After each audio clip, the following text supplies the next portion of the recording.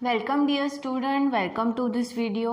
As you know हमारा जो chapter है origin and evolution of life ये ख़त्म हो चुका है। ठीक है, origin and evolution of life ये जो चैप्टर है इसमें आज जो है वो हमको रिवीजन करना है इसका इन शॉर्ट। ठीक है ना, origin and evolution of life इस चैप्टर में एक्चुअली अगर आप देखें तो ये चैप्टर बहुत बड़ा है। ठीक है, बहुत बड़ा है in the sense it starts right from the existence of अर्थ। ये जो चैप्टर है ये शुरू होता है ये बताने से लेकर कि इस अर्थ का जिस अर्थ पे हम रहते हैं इस अर्थ का एग्जिस्टेंस जो है वो कैसे हुआ, वो इस ब्रह्मांड में कैसे आई। ठीक है, उसके बाद में जो है वो अर्थ के ऊपर जो एटमॉस्फेरिक चेंजेस हुए which was favourable for life. ऐसे चेंजेस जो है जो लाइफ को वहाँ पर जो है वो सपोर्ट करते हैं, ऐसे फेवरेबल क्या कहेंगे हम उसको, फेवरेबल चेंजेस वहाँ पर हुए। ये सारी चीज़ें एक्सप्लेन की गई है। ठीक है, उसके बाद में एटमॉस्फेरिक चेंज के बाद में ऐसा एटमॉस्फेयर कब तैयार हुआ जब लाइफ इस अर्थ पे जो है वो आसानी से रह सकते थे, आ सकते थे। तो वो जो है वो केमिकल इवोल्यूशन में एक्सप्लेन किया है। उसके पहले जो है वो प्रोटोबायोजेनेसिस जो है वो एक्सप्लेन किया है। तो बहुत सारी थ्योरीज हैं जो एक्सप्लेन की गई हैं related to the existence of earth and related to the existence of life on the earth. ठीक है, कैसे पहला जो लाइफ है वो इस अर्थ पे आया। ठीक है, लेकिन ये सारा पोर्शन जो है बिकॉज ऑफ आपका जो 25% सिलेबस डिडक्ट हुआ है उसकी वजह से ये जो भी पोर्शंस हैं ये सब कुछ जो है वो या आपके सिलेबस में से ओमिट कर दिए गए हैं। अब आपके सिलेबस में जैसे मैं पहले भी बता चुकी हूँ इस चैप्टर में सिर्फ 2 ही जो है वो टॉपिक इंक्लूड किए गए हैं। एक है modern synthetic of life, modern synthetic theory of life, और दूसरा जो है दैट इज ह्यूमन इवोल्यूशन। ठीक है, तो हमने यहाँ पर जो है वो modern synthetic theory of life जो है इसमें देखा कि कई सारे साइंटिस्ट हैं which were involved to propose modern synthetic theory of life. ना मॉडर्न सिंथेटिक थ्योरी के तहत जो है वो आपको मेंडेलियन पॉपुलेशन जो है वो बताया गया, उसके बाद में जीन पूल बताया गया, जीन फ्लो बताया गया। एक्चुअली मॉडर्न सिंथेटिक थ्योरी जो है वो क्या प्रूव करने की कोशिश कर रही है, मॉडर्न सिंथेटिक थ्योरी जो है वो ये प्रूव करने की कोशिश कर रही है कि लाइफ जो इस अर्थ पे आई वो सारी लाइफ फॉर्म जो है वो एक प्रकार के नहीं है। they exist in different varieties और species। आपको वो अलग अलग प्रकार के species में पाए जाते हैं। तो ये अलग अलग species जो है वो कहाँ से तैयार हुई, क्या सारी species अलग अलग तैयार हुई या सबका एक कॉमन एंसेस्टर है। ठीक है, सब एक ही पूर्वजों की देन है जिनमें अलग अलग जो है वो क्या कहेंगे उसको, उनका लाइन ऑफ इवोल्यूशन डाइवर्जेंट था। लाइन ऑफ इवोल्यूशन डाइवर्जेंट था मतलब उनका लाइन ऑफ इवोल्यूशन जो है वो अलग अलग फॉर्म में हुआ जिसकी वजह से वो अब हमें अलग अलग वेराइटीज या स्पीशीज में दिखते हैं, नजर आते हैं। ठीक है, तो ये थ्योरी जो है ये कहीं ना कहीं ये आपको प्रूव करने की कोशिश करेगी कि how new species can form. ठीक है, अब यहाँ पर न्यू स्पीशीज जो फॉर्म हुई है, सबसे पहले स्पीशीज क्या होती है आपको ये मालूम होना चाहिए। तो स्पीशीज जो है वो मेंडेलियन पॉपुलेशन जो है उसके थ्रू ये बताने की कोशिश की है कि जो पॉपुलेशन एक साथ रहते हैं और आपस में जो है वो रिप्रोडक्शन करते हैं, इंटरब्रीडिंग करते हैं। ठीक है, तो उन्हें मेंडेलियन पॉपुलेशन कहा जाएगा। अब अगर एक पॉपुलेशन है तो they share some common gene pool. ठीक है, उनमें जो है वो जेनेटिक मटेरियल जो है वो नियर अबाउट जो है वो एक दूसरे से मिलता जुलता रहेगा। Why, because they are the part of one group. ठीक है, एक ही ग्रुप का पार्ट है इसलिए तो उनके जीन्स एक दूसरे से कनेक्टेड हैं क्योंकि the number of genes are transferred from generation to generation. एक जनरेशन से दूसरे जनरेशन में वो कहीं ना कहीं ट्रांसफर हुए हैं। ठीक है, सो इन दिस सेंस और इन दिस वे जो भी ऑर्गेनिजम्स हैं they are connected to each other और ये genetically connected to each other, और वो जो ब्रिज है जो इन्हें जेनेटिकली एक दूसरे से जोड़ता है उसे जीन पूल कहा जाता है। ठीक है, अब जीन फ्लो क्या है, तो जीन फ्लो में जो है ये बताया गया है कि एक ग्रुप ऑफ पॉपुलेशन जो है उसमें से कुछ जो लोग हैं जो उस पॉपुलेशन को छोड़कर दूसरे ग्रुप में ऐड हो गए तो जो पुरानी पॉपुलेशन थी उसका जीन पूल अफेक्ट होगा। ठीक है, जीन पूल अफेक्ट होगा मतलब उसमें कुछ नंबर ऑफ जीन्स जो उस पर्टिकुलर इंडिविजुअल से जुड़े हुए थे, जो अब उस ग्रुप का हिस्सा नहीं है, वो जीन्स वहाँ से क्या हो गए, डिलीट हो गए, उस ग्रुप का हिस्सा, अब वो उस पॉपुलेशन का हिस्सा नहीं रहे। ठीक है, तो अब वो जीन जो है वो उस पॉपुलेशन से निकलकर दूसरे पॉपुलेशन में ऐड हो गए, मतलब they have flown from one population और one group of individuals to another group of individual. वो एक जगह से दूसरी जगह ट्रांसफर हुए और उसे कहते हैं जीन फ्लो। ठीक है, इसके अलावा जीन फ्रीक्वेंसी भी एक टर्म है जो हमें देखने मिला है मॉडर्न सिंथेटिक थ्योरी में। जीन फ्रीक्वेंसी का मतलब क्या होता है? जीन फ्रीक्वेंसी का मतलब होता है कि जो भी जीन्स हैं, कितने प्रपोर्शन ऑफ जीन्स जो हैं वो कितने फ्रिक्वेंटली हर जनरेशन में जो है वो कैरी फॉरवर्ड हो रहे हैं। ठीक है, दैट इज कॉल्ड एज, मतलब कितने परसेंटेज में, कितने प्रोपोर्शन में वो जो है वो आगे आगे जो है वो बढ़ रहे हैं, तो उसे क्या कहा जाएगा? That will be called as gene frequency. ठीक है ना, इस तरह से जो है वो मॉडर्न सिंथेटिक थ्योरी का जो है वो हमने इंट्रोडक्शन देखा। फिर ऐसे कुछ फैक्टर्स हैं which are responsible for the formation of new species under modern synthetic theory explain किए गए हैं। तो वो फैक्टर्स जो हैं उन्हें 3 बड़े ग्रुप में डिवाइड किया गया है। जो पहला है that is genetic variation. Genetic variation में हमने देखा कि बहुत सारे ऐसी चीज़ें हैं जिसकी वजह से जो है वो जेनेटिक वेरिएशन जो है वो आ सकता है किसी भी इंडिविजुअल में।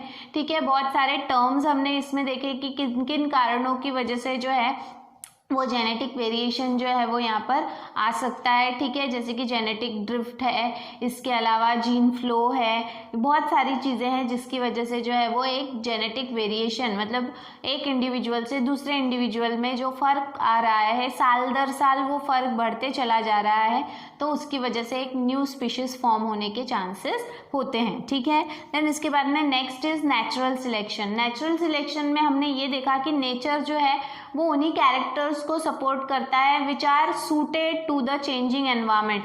जो भी बदलते हुए वातावरण के साथ में जो कैरेक्टर्स चेंज होते हैं या उस लायक होते हैं जो उस एनवायरनमेंट में जो है वो मैच हो सके, वही जो कैरेक्टर्स हैं, वही कैरेक्टर वाले इंडिविजुअल जो हैं वो क्या करते हैं, सरवाइव करते हैं इन द नेचर। इसमें हमने जो है वो इंडस्ट्रियल मेलानिज्म का एग्जाम्पल भी देखा था। इंडस्ट्रियल मेलानिज्म में हमने जो है वो मॉथ का एग्जाम्पल देखा था। एक ब्लैक कलर्ड मॉथ था और एक वाइट कलर्ड मॉथ था। ठीक है, विंग का कलर था। तो एक था बिस्टन बिटुलैरिया और दूसरा था बिस्टन कार्बोनेरिया। बिटुलैरिया जो है वो वाइट कलर्ड विंग वाला मॉथ था और ब्लैक कलर्ड विंग वाला जो था वो था कार्बोनेरिया।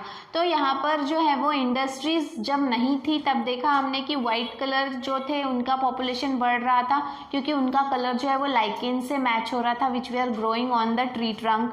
लेकिन जैसे ही इंडस्ट्रीज जो है वो बिल्ड हुई तो जो भी ट्री ट्रंक है उस पे जो निकलने वाला धुआं है वो सेटल होने लगा, जिसकी वजह से द लाइकेन्स वेयर डिसअपियर्ड, क्योंकि लाइकेन्स पॉल्यूशन सेंसिटिव होते हैं। और उसके बाद में जो है वो ब्लैक कलर्ड मॉथ जो है उनका कलर बहुत मैच होने लगा उस ट्री ट्रंक के कलर से, क्योंकि वो काला हो गया था।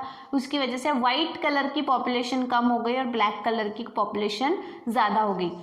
इससे ये एक्सप्लेन करने की कोशिश की है कि नेचर में जैसा चेंज होता है उसके हिसाब से अगर ऑर्गेनिज्म अपने अंदर चेंजेस नहीं करते, अगर हो सकता है कि वाइट कलर्ड जो मॉथ है उन्होंने कुछ अल्टरनेटिव रास्ता निकाला होता, ठीक है, तो हो सकता था कि उनकी पॉपुलेशन जो है वो बच जाती। तो इस तरह से जो है वो आपको बदलते हुए नेचर के साथ में जो है वो अपने आप को सर्वाइव करने के लिए you have to make some of the adaptations, you have to make some of the changes so that you can survive for the longer time. ठीक है, इस अर्थ पे आपकी स्पीशीज़, आपकी जनरेशन ज़्यादा से ज़्यादा लंबे समय तक एग्जिस्ट कर सके, इसके लिए आपको ये करना पड़ेगा। ठीक है, और नेचुरल सिलेक्शन में क्या कहा गया है? Survival of the fittest which was proposed by Charles Darwin. ठीक है, चार्ल्स डार्विन जो है उन्होंने ऑर्गेनिक इवोल्यूशन, हमारे सामने ऑर्गेनिक इवोल्यूशन की थ्योरी रखी है।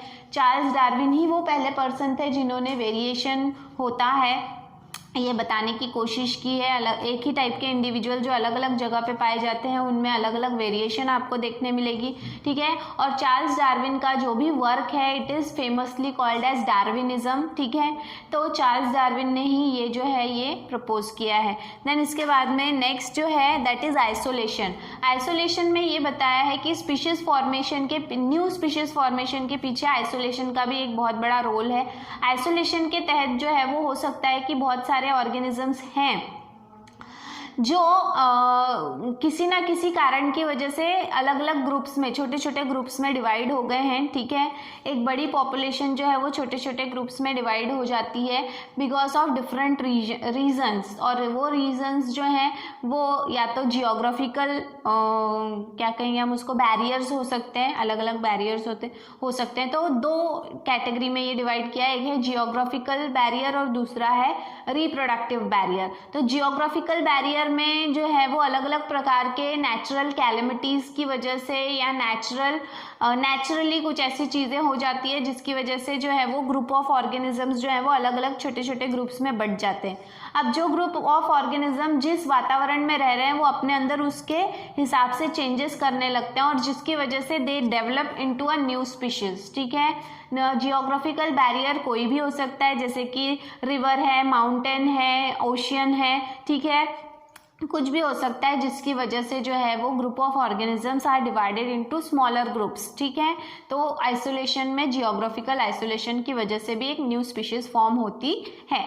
दूसरा है रिप्रोडक्टिव आइसोलेशन। रिप्रोडक्टिव आइसोलेशन में अगर रिप्रोडक्शन का जो मैकेनिज्म है उनमें कुछ फेरबदल हुआ है, बदलाव हुआ है और उसकी वजह से जो है वो ग्रुप जो तैयार हुए हैं वो आपस में रिप्रोडक्शन नहीं कर पा रहे हैं, उसे कहते हैं रिप्रोडक्टिव आइसोलेशन। जो पुराने समय में एक ही ग्रुप का हिस्सा हुआ करते थे लेकिन अब उनमें इतने ज़्यादा चेंजेस हुए हैं कि they can not come together, ठीक है। This is divided into two type, एक है प्री जाइगोटिक रिप्रोडक्टिव आइसोलेशन और दूसरा है पोस्ट जाइगोटिक, ठीक है, या फिर प्री गमेटिक एंड पोस्ट गमेटिक। तो प्री गमेटिक में देखा कि गमेट जो है वो फॉर्म ही नहीं होते, प्री गमेटिक में बहुत सारे टाइप्स हैं, जैसे कि बिहेवियरल, ठीक है, जिसे इथोलॉजिकल बैरियर का है कि सेक्सुअल बिहेवियर अगर डिफरेंट है तो दो ऑर्गेनिज्म एक साथ में नहीं आएंगे, ठीक है। इसके अलावा हैबिटेट, जहाँ पे वो रहते हैं, अगर उनका घर ही अलग है तो वो एक जगह, मतलब वो अलग अलग हैबिटेट में रहते हैं तो भी वो एक साथ में रिप्रोडक्शन नहीं करेंगे, ठीक है।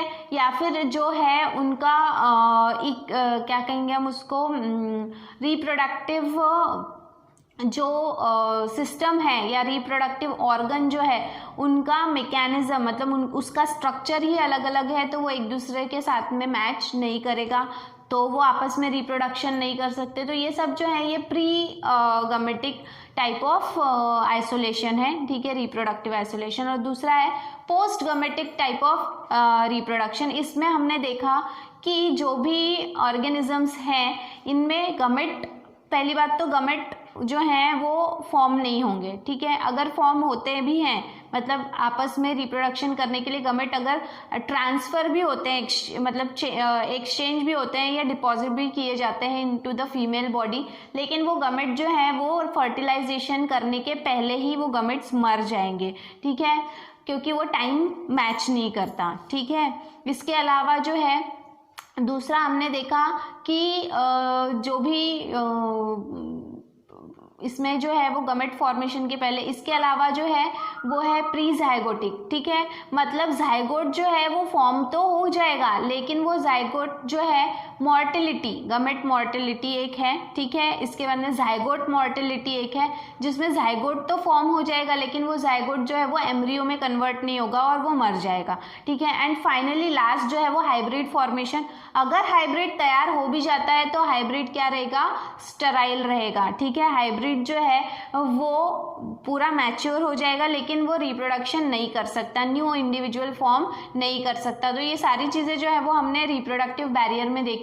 प्री गमेटिक में जो है वो हमने ये भी देखा सीजनल, जिसमें दो इंडिविजुअल का जो है वो रिप्रोडक्टिवली मैच्योर होने का जो सीजन है वो अलग अलग होता है जिसकी वजह से भी वो रिप्रोडक्शन नहीं कर सकते आपस में। So this was all about the modern synthetic theory. इसके बाद में हमने देखा था ह्यूमन इवोल्यूशन। ह्यूमन इवोल्यूशन में हमने देखा कि कैसे जो है वो मंकीज, और फिर उसके बाद में हमने एक चार्ट के थ्रू देखा था कि लेम्योर है, फिर उसके बाद में टार्सर्स हैं, फिर उसके बाद में तो होमिनोइडिया, ये सब जो है इन चार्ट के थ्रू हमने देखा था कि कैसे ह्यूमन जो है उन्हें सबसे पहले हमने किंगडम एनिमेलिया का चार्ट के थ्रू जो है वो उनका डिवीजन देखा था, और उसके बाद में हमने देखा था कि ह्यूमन इवोल्यूशन जो है उसके तहत कैसे लाइन ऑफ इवोल्यूशन, कैसे एक पर्टिकुलर इंडिविजुअल से या डिफरेंट ऑर्गेनिज्म से ह्यूमन बीइंग जो है वो तैयार हुए, ठीक है। और ये कहा जाता है कि मंकीज जो है वो हमारे क्लोज रिलेटिव्स हैं, ठीक है, या हमारे एंसेस्टर्स हैं, ऐसा माना जाता है।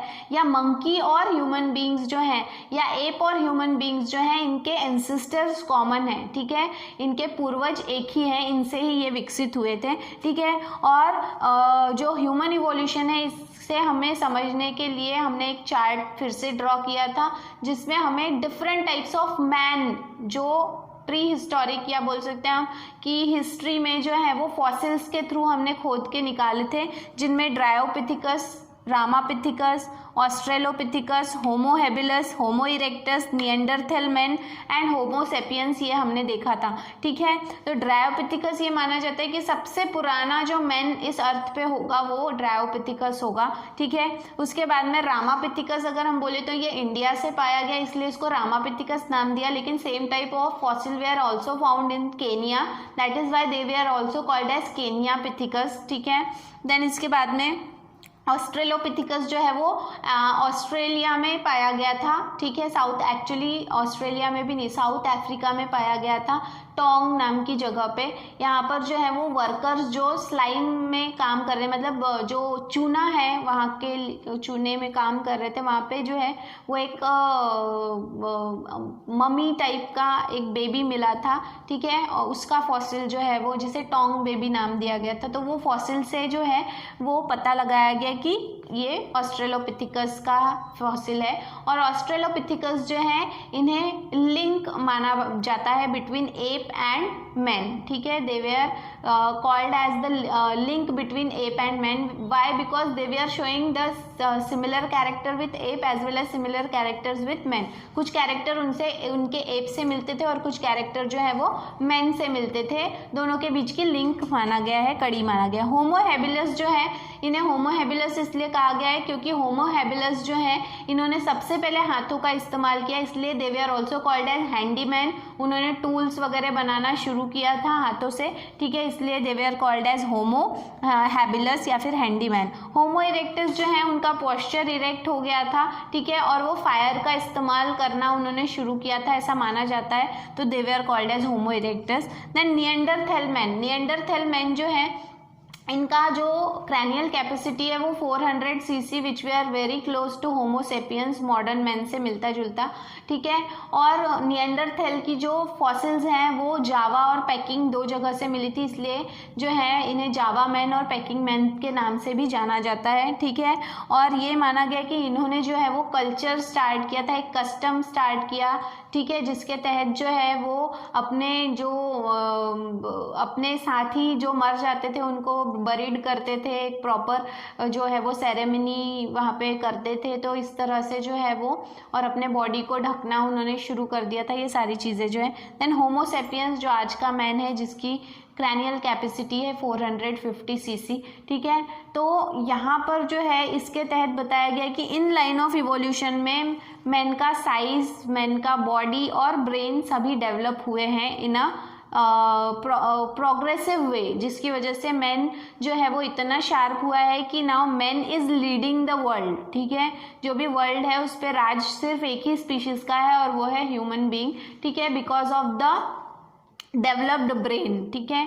तो इस तरह से जो है वो हमने origin and evolution of life इस चैप्टर में ये सारी चीज़ें देखी हैं। इसके अलावा आपको जो है वो जियोग्राफिकल टाइम स्केल का जो टेबल है वो भी आपको ध्यान में रखना है, और जो सर्कुलर वे में जो जियोलॉजिकल टाइम स्केल का डायग्राम है वो भी, क्योंकि दैट इज़ ऑल्सो इंक्लूडेड, उसका एक्सप्लेनेशन इंक्लूडेड नहीं है, बट उसका जो चार्ट है वो आपको याद करना है, ठीक है। सो इन दिस वे आज जो है वो हमने इसका रिविजन जो है वो देखा।